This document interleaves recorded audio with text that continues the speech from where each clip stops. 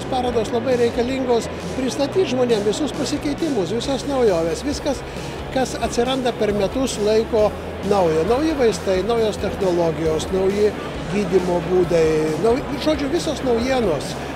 Manau, kad tai yra tikrai labai naudinga. Daugelis žmonių tikrai susirenka čia informaciją apie naujus produktus, naujas galimybės, naujas technologijas.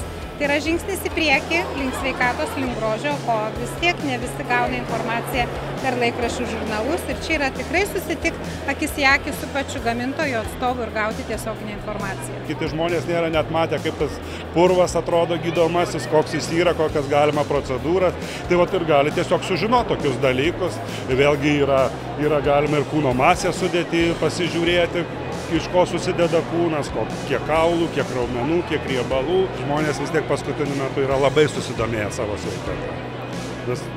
Nes, kaip sakoma, sveikatos nenusipirksi, ją tik galima ugdyti, prižiūrėti, stengtis išsaugoti tą, ką turim. Ką mums gamta duoda?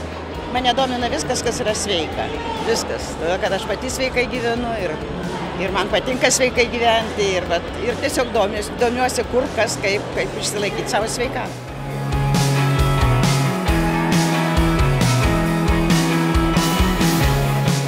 Stengiamės ateiti kiekvienais metais su šeima, vieną kažkokį naujovių pamatai, kažką naujo sužinai iš savo darbo srities. Šių metų paroda tikrai paliko įspūdį. Bandžiau ir ant savo dukrytės, pasitikrinom dantukus, sužinojom, kad turime naujas du karieso skylutes. Na va, tai kaip ir išėjo į naudą ir dėl vaiko, ne tik tai dėl savęs. Savišvieta. Tai yra pagrindinis dalykas, nes jo trūksta žmonėm ir to pasekoje žmonės yra dažnai apgaudami ir visą kitą. O čia visiems susirenka daugiau specialistų.